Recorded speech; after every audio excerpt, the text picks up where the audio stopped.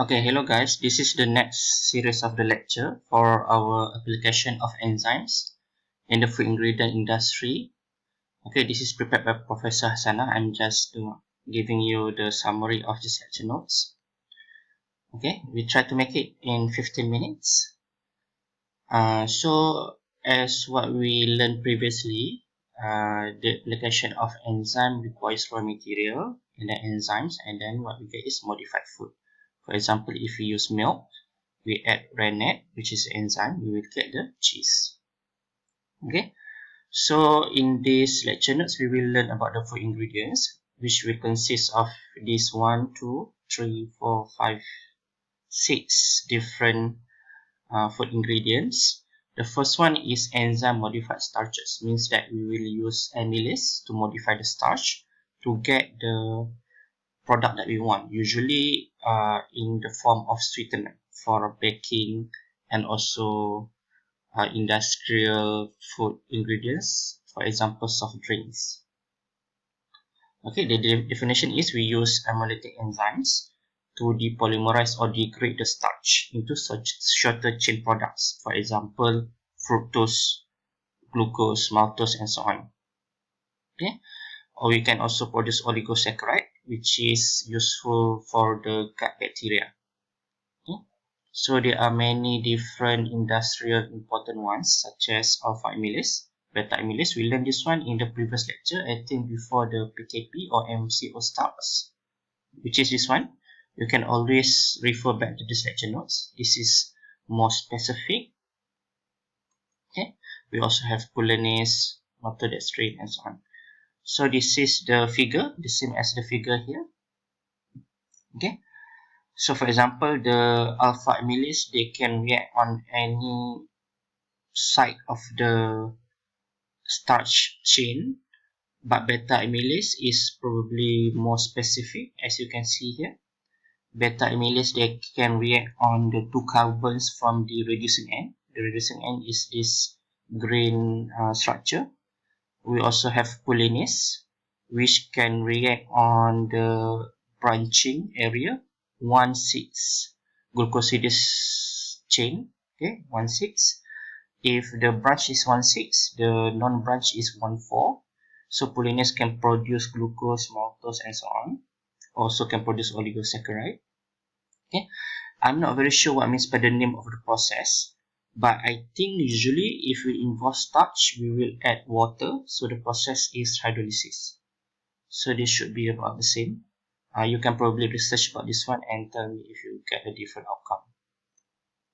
Okay.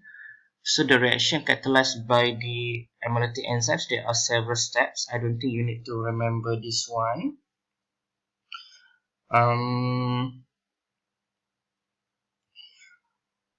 So the first one is the starch granules, and then you add water.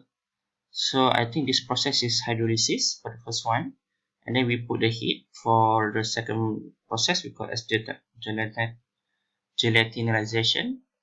Okay, and then we will get the gelatinous starch, which is defined by less than 1 DE. DE is actually stands for dextrose equivalency, which is the indicator of the hydrolysis. So if you get higher number of DE, means that you have a higher degree of hydrolysis. Then you add the enzymes. Okay, when you add the enzyme, you will start to get higher DE. As you can see here, this one is less than 1, but this one is already begin to get about 1 DE. And then you add more enzymes. I think this is a cocktail of different enzymes, and then you will get the glucose syrup, which is can go up to 99 DE. And eventually at the end you will get the fructose syrup. This fructose syrup usually used in the industry. They are usually preferred over the normal sucrose because they are cheaper. Okay, in the US they have the corn, so they use this corn.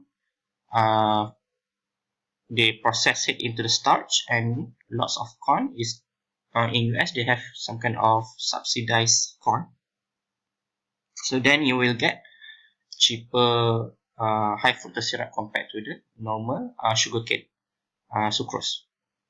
Okay, so the starch usually they will be used in variety of sweet products. Okay, you can see we have here glucose syrups, maltodextrin, maltose syrup, cyclodextrin, and high amylose starch. They have different products because different products can have different taste, aroma, and so on. So that's why they can be used in different kind of product. For example, amylose starch is used for jelly gums, but this one is used for soft drinks, jams, and so on. Okay, so some of the application, as you can see, they are all sweet stuff. Okay, so that's why this product usually they have very high glycemic index that can lead to diabetes. Okay, so this is some of the application of the modified starches. For example, glucose syrup. Starch you treat with different hemolytic enzymes such as alpha amylase and pulinase. You produce the dextrin. Dextrin is a general term to indicate any products that you can get from the starch after the treatment with the enzymes. Okay, so for example, glucose we can also sometimes call them as dextrin. Sucrose we can also call them as dextrin and so on. And eventually you will get the glucose syrup, and this glucose syrup can be converted to different kind of products and can be used in different kind of product as well. Okay, for example, glucose syrup can be used in the fermentation because most of the microorganisms they prefer to use glucose compared to other kind of sugars, because if they use glucose they will produce specific product, for example alcohol, but if they use different kind of glucose they will produce different kind of products. Okay, so one of the product of the starch is cyclodextrin. I think you can see it from this slide. Okay, cyclodextrin, and also from your previous lecture you can read about the cyclodextrin here. Okay, the process. Okay, cyclodextrin is usually what is it? A dry, fine, and crystalline powder, and they are preferred because they are stable for long term. As you can see from structure, it is a ring structure, so they are very stable. And also they are preferred because it is easy to purify them. Okay, so they are generally regarded as safe in the US. Okay, trust. Among practical benefits, okay, you can read it by yourself. Okay, they have different taste. For example, reduce the off taste. They can be in powder. They can improve emulsion stability, allow sustained release for drugs and so on. Okay, so application info include as encapsulation agent because they are very stable for the volatile and unstable compound. Okay, for example, I'm not sure, probably drugs. Okay, so in order for us to make sure the drug is released slowly in the body, so we'll encapsulate them using cyclodextrin.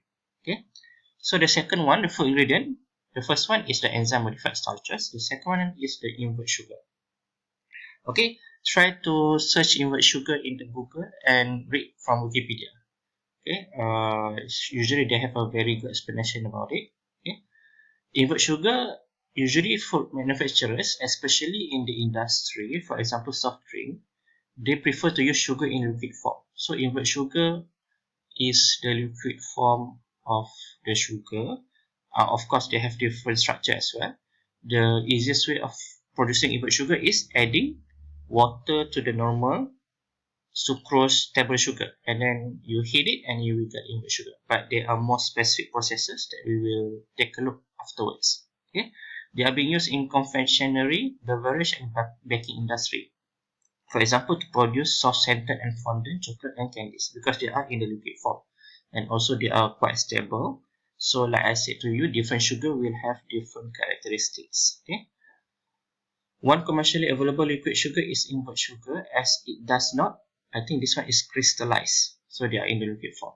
It is produced from inversion or hydrolysis of sucrose. So as you can see here, the word hydrolysis of sucrose. So you add water to the sucrose, you heat it, and you will get the invert sugar. This product may contain different proportion of glucose, fructose, and sucrose depending on the source or the substrate that you use. They have greater sweetening power and improve macrobiological stability. because they are more stable and they have very low amount of liquid. Usually in sugar, like you can see in this picture, they are very viscous, so the water activity is very low, so they are very stable in terms of microbial contamination. Okay, so in industry, usually at home you can use the water, but in industry you can use three different processes. The first one is acid hydrolysis, by adding the acid, of course. The second one is enzymatic hydrolysis, by adding the enzyme, and usually the industry uses this one because enzyme is cheaper, easier, and also you just need a small amount compared to acid hydrolysis. And the third one is hydrolysis by cation ion exchange resin. Resin is when you add what we call like a pearl or the what we call it, beads, and the beads contains the ion that can exchange with your product. I think you will learn this one more in the food diagnostic if you take one. Okay. So acid hydrolysis often lead to low conversion efficiency. So that's why industry don't really prefer AH or acid hydrolysis. High energy consumption, browning of product and formation of byproduct like potentially carcinogenic HMF. Stands for hydroxymethylfurfural. They are carcinogenic because I think they use heat for this process, high energy consumption. Okay, and browning can also produce HMF. Enzymatic hydrolysis less prone to browning during storage, so that's why industry prefer this one, because in this process EH greater substrate is used but less H2O, because enzyme requires less H2O, I think. Because enzyme is in a small amount, so less H2O is needed. So total soluble solid is increased, lower water activity, and that's why you get greater stability towards microbial growth. Okay. Now we go to the third one, which is modified lipids. Lipid is anything that involve the fatty acid. Okay. Fatty acid is the carboxylic acid together with glycerol backbone. So if one glycerol combined with three different fatty acid, we get triacid glyceride. Okay, tri means three. Okay, structured lipids refer to TAG, triacylglycerol, containing mixture of fatty acid, short chain. Okay, for example, this one, the first fatty acid, short chain or medium chain. Okay, so we have two fatty acid here, which is short or medium chain, and this is the glycerol backbone, and this one is another fatty acid, which is the long chain. So we have 1, 2, 3 fatty acid. That's why we call it as triacylglyceride. Okay. Example of modified lipids. The first one is zero trans fat. I think trans fat is the not healthy fat, different structure from the cis fat. Okay, you learn this one more in the food chemistry. You can also modify lipids to become monoacylglycerol. Mono means one, so means that you have one glycerol and one fatty acid, not three. Diacylglycerol means that you have two fatty acid instead of three. Okay, so they have lower calorie than three fatty acid. Low calorie fats, probably you can replace one of the fatty acid. Remember, you have three, right? You can replace one with different kind of product, for example, protein, no fatty acid, and so on. Cocoa butter substitute. This is usually during the production of chocolate. So instead of using the cocoa butter from the chocolate, you substitute them with something else. The last one is human fat milk of Betapol.